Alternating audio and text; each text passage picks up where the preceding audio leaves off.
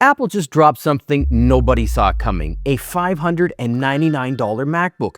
$499 if you're a student. It is an amazing price. It is an amazing MacBook. And here's the thing, it's especially crazy when you consider the fact that Apple sells stainless steel and rubber wheels for $699. That's right, no CPU, no GPU, no screen, just the wheels. Yeah, this is not refurbished. This is not a hand-me-down chip. This is a brand new machine called the MacBook Neo. It's powered by the A18 Pro chip, their own chip, and this is the same chip that runs the iPhone 16 Pro. It's pretty damn good. Today, we're going to answer the one question every creator is asking. Can this thing actually handle 4K video editing? Let's find out. So today we're going to test it in both CapCut and Premiere Pro. Single layers, multiple streams, multiple layers, effects, color grading, you name it, the whole deal. We're going to take a look at it. Let's get into it. Now, I know what a lot of you are thinking, and I was thinking this myself. How can a $599 laptop edit 4K video? Well, here's how. All right, so while this is not a tech spec breakdown type video, there's lots out there. I do want to quickly mention that it has the A18 Pro chip in it, and that has a dedicated hardware media engine. And that means it has hardware accelerated encode and decode for codecs like H.264, HEVC, and ProRes, including ProRes RAW. So for a $599 laptop, or $499 if you got a student discount, that's pretty damn impressive. The media engine does the heavy lifting so your CPU and GPU don't have to sweat just playing back footage. Now, what works against the MacBook Neo? Well, there's one thing, and if you've been on Twitter, everyone's talking about it. It has only 8 gigabytes of unified memory, and it's non-upgradable. It's baked right into the chip. For 4K editing, especially with multiple streams or effects stacked up like I'm going to show you, RAM is often the first bottleneck you'll hit. We'll see exactly where that wall is today. All right, so there's a quick recap, guys. Now let's get to the part that you came for. We're going to start in CapCut because this is where a lot of beginner and hobbyist video editors live. Let's take a look there first. All right, so we've switched cameras here because I'm going to show it to you in real time. We're going to video edit and do all of that stuff in real time. Here's the thing, I'm going to show it to you in 3 different programs. I'm going to show you CapCut for desktop to start because it's free and it's fantastic. It of course has some paid features. Then we're going to switch to Premiere Pro. It's a paid program. It's kind of the industry standard. It's one of many, but it's an industry standard program. And then I'm even going to show you After Effects. And yes, After Effects does work on the Neo. So let's go through them one by one. We're going to start with some 4K footage on CapCut. Let's go. All right, guys, so here we go. We've got CapCut open on our desktop. Of course, link in the description below if you haven't used it before. This is a free app, although that does have some paid features, but let's use the free stuff to start here. So here we go. Click Create Project. Now, I'm going to go ahead and start bringing in some 4K footage. I've got not one, but 4 different 4K pieces here, or 4K video. You also, on the Mac, you can right-click on any video just like this, go to Get Info, and then right down here at the bottom, you'll see it says 3840 by 2160. That's how you know it's real 4K and not pretend 4K. So there we go. I'm going to just drag and drop these 4 bad boys in, right into Import, drop them in. Perfect. Now that, of course, is going quite smoothly so far. Let's go ahead and reduce this here and increase that size. Now, let's just go ahead and instead of putting them in order, let's stack them on top of each other because that is what gums up a lot of video editing. Once you start dropping lots of different things on top of each other, it starts to go slow. So there we go. I just hit a button there. So I've got my first one in. Now I'm going to drop the second one on top of it. I'm going to drop this one on top of it, and then we're going to do a 4th one on top of it. And they're all different footage here. And presto. Now watch this. I'm going to move the playhead to the beginning. And oh, the top one here is not quite the right size. So I'm just going to go ahead and scale that up. And then so that you can see it, actually, let's go ahead and do some cool things here. I'm going to go ahead and really quickly here, we're going to use the blend mode. I'm going to switch it from default. I'm going to do this one down into, let's go with overlay. So you see here that it's got the footage underneath it. You can see right through it here. I'm going to leave that one.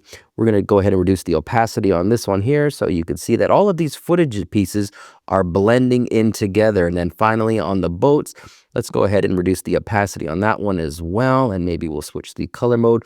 I'm just trying to tax the system here to show you just how good or not good the Neo is here. So again, playhead now at the beginning. I'm going to hit play. I'm just going to hit the space bar and watch this.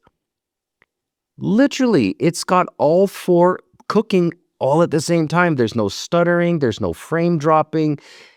I've dropped 4K footage, 4 layers of them on top of each other, and it works great inside the Neo in real time. Let's go a step further. Let's look at some effects. Let's look at some filters. Let's really put it to the test. All right, so let's continue. So we've got 4 layers of 4K footage with blend modes, and we've got some opacity changes, but let's really push it to the test. So here we go. I'm gonna go up here to the top. We're gonna go to effects. And now this is where generally laptops or any real computer tends to get gummed up here. So I've got a whole bunch of effects. Let's go to favorites here. Let's select some of the ones that I use in my videos. Let's start with one called faulty signal. I want to do this one because it's pretty intensive, pardon me. And let's just drop that on here. And you can see here that that effect has been applied. Again, there is no detectable slowdown. This is absolutely wild. Let's go a little further here. We're going to go ahead and we're going to add in, I don't know, which one do you want to add in? I'm going to add in this Blu-ray on top of that one. Now you'll notice that I'm stacking them all on top of each other because that way it is the most difficult for the processor to go ahead with. So let's see what happens here. Blu-rays apply. We've got the film glitch effect applied. I mean, I don't know how deep this rabbit hole will go. Let's apply some more. Why not? We're here. Let's do it. Let's add some noise to it. I mean, we're just dropping effects on it, and then we're going to put vintage film on it. So we've got 4 effects, and we've got 4 layers of 4K footage on top of each other. Let's see what this looks like and see how it works. Hit play.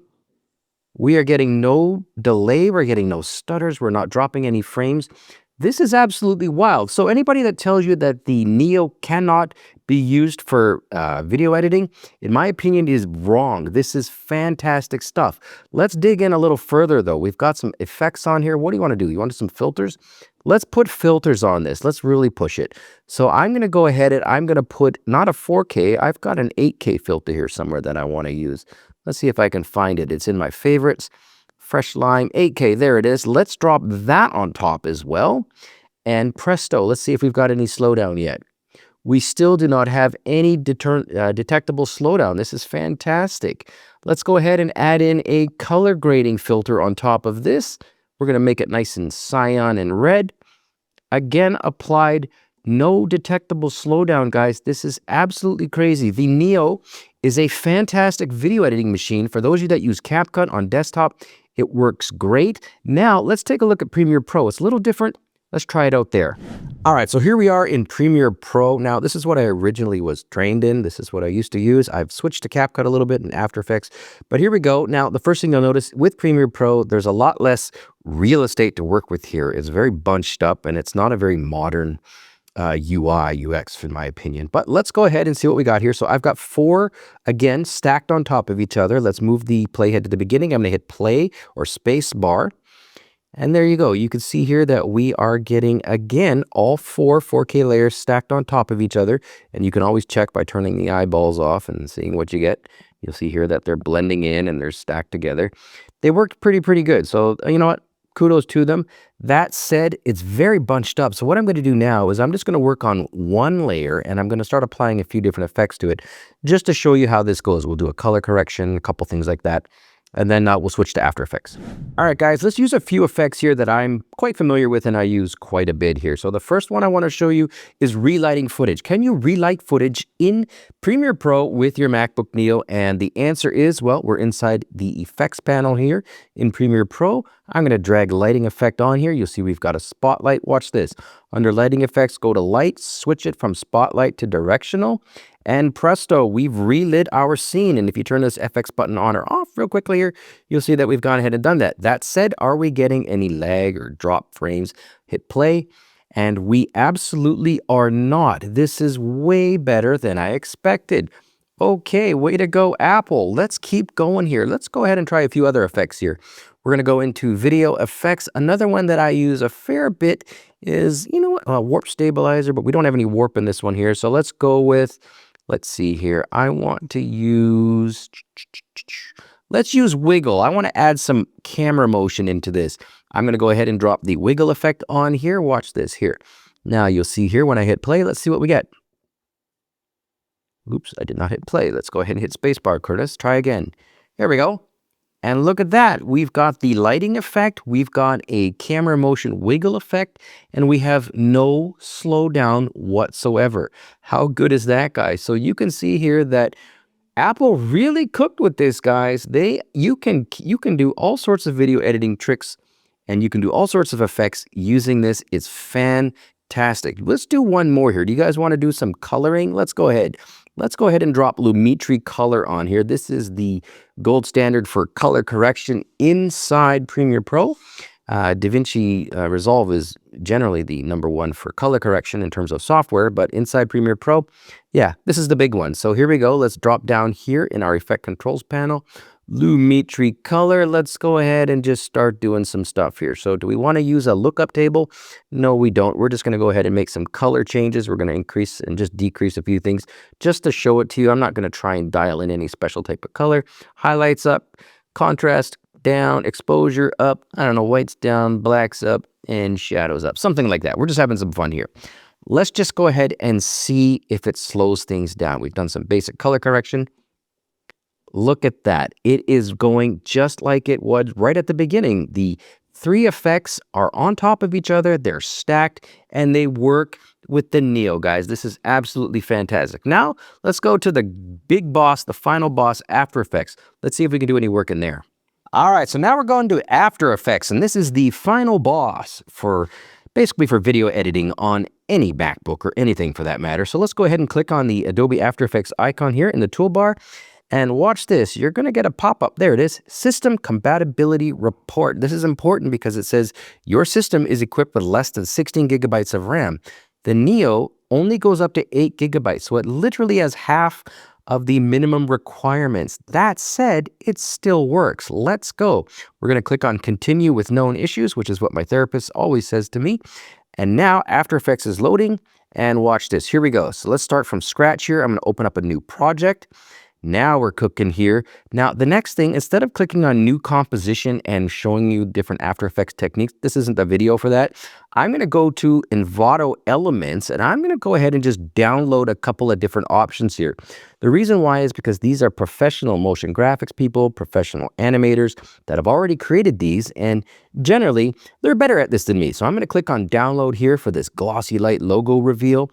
Why not? And then let's go ahead and click on one more here. Let's just take a look through something like, do you want to do an awards pack? Oh, that's from 2022. I don't want to do 2022 stuff. What's this? A 3D airplane flight logo? That sounds pretty cool. Or here we go, a glossy logo reveal with modern light trails. That sounds fancy. Let's go ahead and download those. It'll take a few seconds. I'm going to come back. We're going to load the first one up. I'm going to show you if we can do it or not. All right, so let's start with the glass logo animation. So I'm just going to go ahead in my download folder, and then I'm just going to go ahead and click on, I don't know, let's click on this one here. And boom, it's gone ahead and loaded it up. Now, After Effects takes a few seconds. Look at that. That was pretty quick. And let's go ahead and move the playhead to the beginning. Now, do note here that I have it on quarter resolution here, so this is not full resolution, but let's see if we can even get something going here. So I'm going to hit play, or I'm going to hit the space bar, and you'll see here that nice and slowly it is loading the logo here. And in a few seconds here, I'll probably let it go till about 5 seconds. It'll take a few seconds. I'm just going to come back when it's done. It's going to take a few seconds to load, but this will happen on any Apple product or any computer for that matter. These are a little bit slow, but you get an idea as to how fast this is going. I'll come back when it's done. I'll show you the next step. All right, so let's take a look at what we got here. So look at this here. So I'm just sliding the playhead through here. This is 12-second long footage, and honestly, it just goes through like a hot butter through knife. This is fantastic, guys. They have seriously cooked with this Neo, not gonna lie. I hit play, hit the space bar. Yep, it just runs right through it. Now, that said, let's take a look now at how long it takes to render, because I mean, not all laptops and PCs and all that are the same here. The bigger your specs, the faster it goes. So let's take a quick look here. So I'm going to go up here to the top, File. We're going to go to Export. You get two options, Adobe Media Encoder Queue or Add to Render Queue, pardon me. I'm going to do Render Queue because I think that's just going to be a little bit faster in terms of showing this to you. So I'm just going to delete the first one here. And here we go. We're going to leave the settings as is. And I'm just going to go ahead and output it to, I don't know, let's go to my desktop. And we're going to call it Render 4K. Why not? Now, let's hit the Render button here. And it'll take a few seconds for it to decide how long this is going to take. Let's go. I'm just going to come back in a few seconds once it's done its thinking and show you what we got. All right, so let's take one last look here. I've gone ahead and started the render queue here. You'll notice that It's been rendering for 14 minutes. I took my dog out for a quick walk, and there's 4 hours and 59 minutes remaining. Now, you know what? It can do the work. It can render it. Of course, this is not as good as a MacBook Pro or even a MacBook Air. Some of the recent MacBook Airs have the M5 chips. They're incredible. My MacBook 4, which uses the M4 chip, I'm just going to swap it in here just so you guys can get a nice look at a comparison here. Let's see if I've got it here. Quick look here indicates that this will take about an hour and 54, hour and 50 minutes, that type of ballpark. Oh, it's even going faster now, hour 21, whereas the other one was quite a bit slower. So they, you know, I mean, the A18 chip, which of course powers the a lot of the iPhones, it's pretty damn good, but it is not the equivalent of their Apple Silicon that runs their MacBook Pros and Air. So there you go, guys. This is a quick look at the Neo. It is the real deal. You can use it for CapCut. You could use it for Premiere Pro. No doubt. Final Cut Pro, all of those other apps out there, you can use it. It works. It delivers the goods. I wouldn't be my first choice, but it does it. Thanks for watching. All right, so there it is, guys. We took a look at 3 pieces of software there. We started with CapCut, the free version. A lot of people use it. It's pretty damn good. It works great on the Neo. We went to Premiere Pro.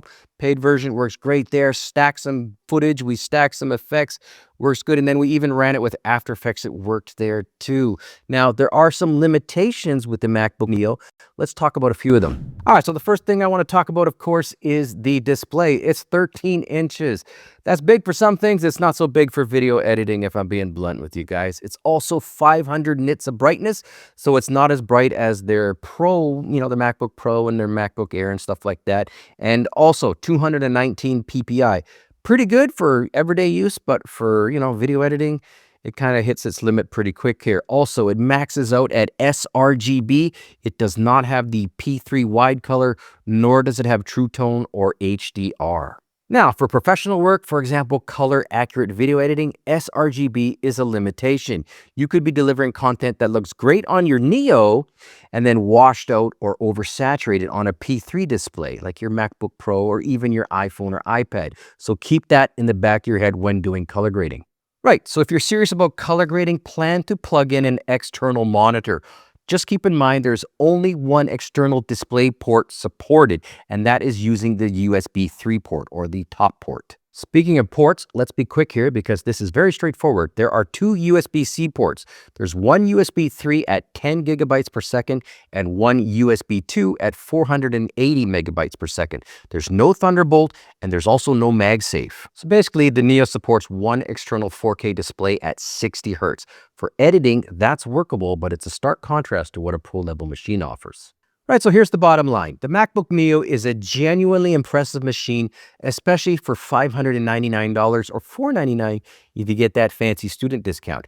The hardware media engine with ProRes encode, H.264, and HEVC means single layer and light multi-layer 4K editing is absolutely doable, especially in CapCut, like I showed you earlier. For aspiring creators cutting short-form content like YouTube videos, social media clips, TikTok, you know what I'm talking about, this machine lowers the barrier to entry in a real way. So with all that said, again, there are some, there's some drawbacks. The 8 gigabyte RAM cap is a hard ceiling. You cannot expand your Neo past that, which is a limitation.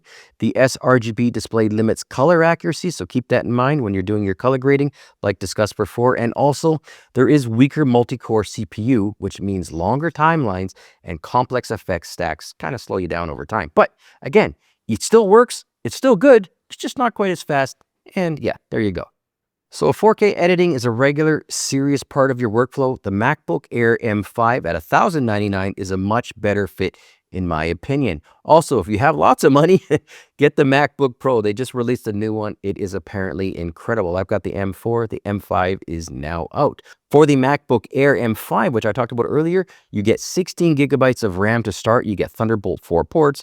You get MagSafe charging, a P3 wide color display, and the M5's 10-core CPU, which gives you significantly more sustained performance for demanding projects. So there it is, guys. The MacBook Neo is Apple's most accessible Mac ever, and it punches way above its weight. Just know what that weight class actually is. If this video helped, drop a like, drop a subscribe, leave a comment, do your thing. Let us know what you thought. Check out our next video. Thanks for watching.